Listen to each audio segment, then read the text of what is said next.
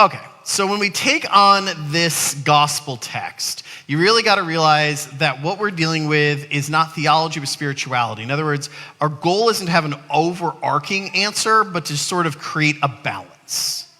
Let me explain what I mean when I say that. So Jesus is in a situation where people are coming to him and saying, hey, there is this horrible tragedy where Pilate breaks into the temple and murders a whole bunch of folks. There's also this other tragedy where a group of folks are going about their business and all of a sudden a spire falls down or a tower falls down and hits 18 people and kills them. In the ancient world, this was normal. This is what happens when you don't have good engineers. Okay? And so they had sort of come to this assumption that like bad things happen to bad people and good things happen to good people. Okay? This is a really bad theological assumption. It's one that sort of has always been in the background of Christianity and usually isn't talked about in that way. The way it's usually talked about and the way it gets talked about in modern era is to flip it and to be like, has God blessed you with this, this, and that? If you have this, this, and that, whatever this, this, and that is, it depends on the preacher, then God has blessed you. You know why God blesses you? Because you have faith, right? You guys following it? You've seen the preachers who go down that road. The problem is when you go down the road and you say, if you are blessed, it must be because of your faith, then the inverse would have to be correct, which is if you said, no, I don't have this, this, or that, then you would have to blame yourself, right?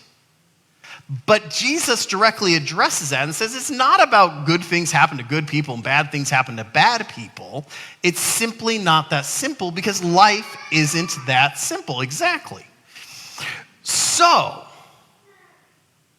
what is he actually saying? Well, he responds with these two on the surface competing parables. He says very clearly, it's not the fault of the people who were there that day that the temple fell on them. They were no more a sinner than anybody else. In other words, sometimes perfectly good people have horrible things happen to them because they're in the wrong place at the wrong time, and there's no further explanation than that. It's not God's vengeance. It's not a lack of faith. It's not anything. It's just nature. The nature of nature is that bad things happen to good people just as much as they happen to bad people. But then he follows up with this other parable and says, don't go too far with that. Because, well, sometimes you get a head injury because something falls on you. Sometimes you get a head injury because you did something stupid. Let me explain. Let's say there's a tornado, okay? Tornado gets close to a town, and a person in the town, after the tornado is hit, comes to you and says, I have a head injury, okay? Now, if you're a theologian at that point, you got to make a declaration. Was God doing it or not? But if you step back from theology and approach with spirituality, your next question is, because you see the individual, not the cause, you see the individual, you say, what happened? Right? That's what most of us would say. What happened? How did your head get injured? Now, if they followed up with the following story, they said, well, I heard the sirens, so I ran to my basement, and I got there in my protected part of the basement, just like the National Weather Service says, and I had all my stuff with me, my National Weather radio, and all the things I'm supposed to have, and then the tornado got really close to my house, and it hit my house, and a beam fell, and it hit me in the head. Now, is that person's fault? No. The person was in the wrong place at the wrong time, did everything right. And sometimes you do everything right, and a beam hits you in the head. In that case, we know to respond with mercy, compassion, right? Because what it means to be compassionate, what it means to be merciful, is to meet that person in their tragedy in that moment and help them, right? There's no need for judgment, no need for correction. They did everything right, and sometimes tornadoes hit houses. However, let's back it up again. Let's say you're there and the person comes to you and says, I got a head injury in the tornado. And you say, well, what happened? And they said, well, I heard the tornado siren, so I grabbed my iPhone and I ran outside and I started filming the tornado. And then there was a really big gust of wind and it hit me in the head, injured my head real bad. Now in that case, compassion looks different. Because, well, you still want to bandage the guy up and help the guy out. At some point, you probably want to say, hey, next time you hear a tornado siren, I'd go to my basement. And you won't get injured by your cell phone, or at least a lot less likely. Right? Kindness looks different. Because kindness is different than niceness.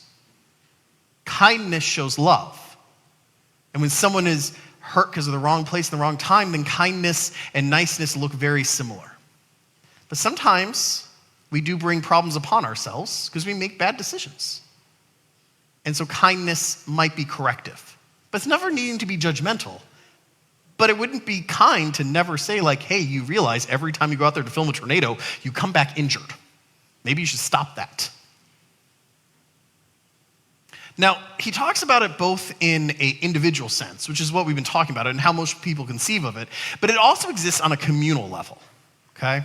It also exists when you're talking about communities, and that's of any level, whether or not you're talking nations or international community, an individual congregation, a family, whatever. When you're talking about a group of humans that are bonded together in some manner, it also works there.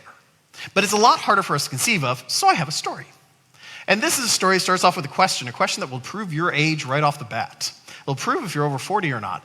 Have you ever gone inside and rented a video from Blockbuster? Yeah, a whole bunch of folks here. By the way, Gen Z is our largest generation who just looked around the room and went, what are you talking about, you weirdo? All right, so here's the story of Blockbuster. Because what we're called to when community seems to be failing is introspection, not judgment. And let me explain the story. So for those of you who don't know, Blockbuster at its height in 2000 was sitting on $2 billion of liquid assets, and before you counted everything else they were doing. That was just net liquid assets they couldn't figure out what to do with. Like, we got $2 billion. We don't know what to do with this. And that's in $2,000, so that's like God knows how much today. So 20 years ago, they're sitting there. They have 8,000 locations. For those of you who've never been inside a Blockbuster, that is about the same amount of Starbucks as Starbucks currently has. So if you take every Starbucks you've ever seen, replace it with a Blockbuster, that's what it looked like in 2000 out there. Blockbusters were everywhere. And yes, there were competitors. You had Family Video, you had Hollywood Video, you had all sorts of other competitors. But in 2000, they dominated the market, not just in the US, but across the world. Okay. And in 2004, as they were piling the money, this little company came up with a new idea. This little company was called Netflix. And this little company called Netflix would mail you a DVD, you would mail it back to them, and then they say, hey, we'll mail you another one. For a subscription fee, of course. This itty-bitty little company starts doing this. And they start doing it, and they realize, like, we're going up against Behemoth, who has literally got $2 billion that they can spend on destroying us. So you know what would be easier than going up against a Behemoth? Sell out to them. So Netflix calls Blockbuster and says in 2004, hey guys, will you buy us? We will teach you how to do what we do. And as a joke, the Blockbuster executives say, sure, come on in, make your pitch. Now, we know from memos now, looking back, that they never intended. They wanted to humiliate the Netflix execs. So Netflix comes in and basically says, $40 million, deal is done, which is nothing. They're sitting on $2 billion. And they're literally laughed out of the room by Blockbuster, who mocks them, saying, who are you? We are Blockbuster. We have 8,000 locations, 100,000 employees worldwide. Who are you, Netflix? And Netflix leaves. Netflix keeps doing what they do, and they start growing in more market share. A few years later, Warner Brothers, by then, is broadcasting Buffy the Vampire Slayer and other millennial hits to all the millennials out there and Gen Xers, younger Gen Xers. And they're doing great, but in the rest of the world, no one knows that the WB exists. By the way, they become the CW. And so the WB is out there, and they're doing their thing, and they realize they got a problem, which is that they have all this production, but they have to sell one time off to Blockbuster, who will buy a whole bunch of videos, or more or less rent them so they can turn around and rent them, but they want in on that market. So they go to Blockbuster and say, I'll make a deal with you, Blockbuster. Will you go ahead and give me 40% of the net of the things I give you for free? I'll take 40% of your net profits just on my stuff. And Blockbuster looks at him and goes, we're Blockbuster.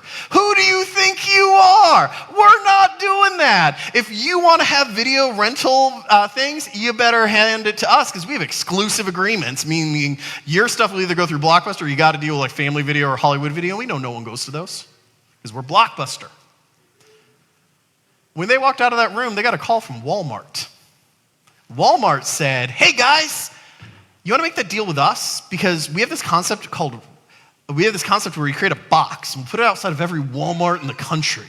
And people just rent it and then leave the DVDs back in it. We're going to make it a giant red box, and we're going to call it Redbox. And Warner Brothers is like, you know what? I'll do that. And Redbox was born. A few more years go by. Blockbuster's now decided it's got to compete with Netflix because Netflix keeps growing. It's now trying to compete with Redbox, but it doesn't even know how to begin to compete with Redbox. So they're like, they're everywhere. And so they try to compete. They start their DVD mailing programming and bring it back to Blockbuster. At this point, Netflix comes to them and says, whoa, you're stepping in our market and you still have like $1 billion. I mean, you've used $1 billion so far and gone nowhere, but you still got another $1 billion, and that's pretty intimidating. Let's revisit that whole idea. How about instead of you buying us, we merge? I'll teach you how to do DVDs. You still have your brick and mortar stores. You close your DVD rental division that mails it out. We'll then allow our folks to be able to drop it off or mail it back to us. You can drop it off at any Blockbuster. Let's strike a deal. We'll just come in as a 50-50 partnership. What does Blockbuster say? We're Blockbuster. Who do you think you are? We are too big to fail. We will never die because we are Blockbuster. The last rope thrown to Blockbuster is thrown by a group called MovieHome.com. If any of you actually ever participated in this, God bless you. It was this itty-bitty internet startup company, okay?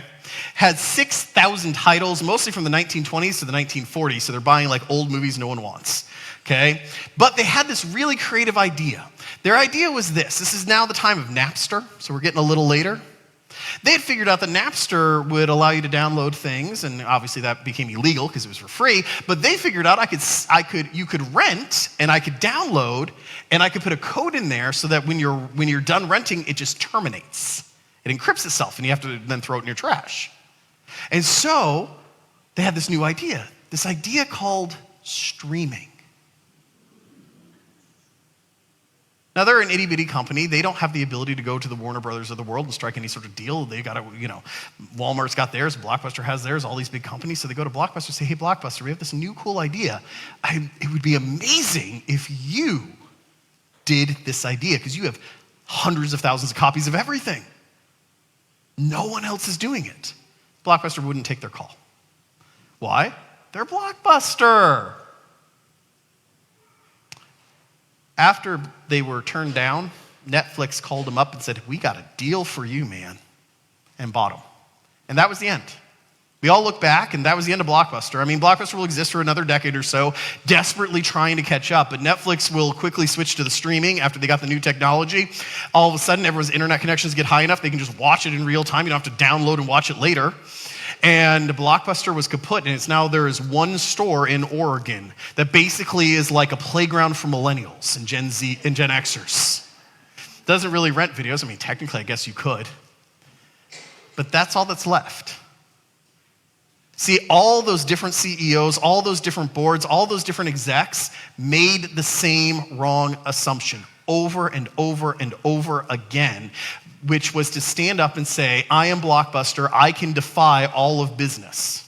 I can defy rule number one of business, which is innovate. And it came to destroy them. See, had at any point Blockbuster executives stopped and thought backwards and said, why are things not working? They could have discovered the wrongness in their thinking that Blockbuster could never die. If they realized that, Blockbuster could cease existing, it could go bankrupt, it could end up being one little place in Oregon, surely they would have taken one of those deals. They wouldn't have passed on all of them, but their own pride got in the way. Now, I could have told you this story about Blockbuster. I could have told you an equivalent story about Kodak. Remember those little cameras? I could tell you the same story about Bethlehem Steel.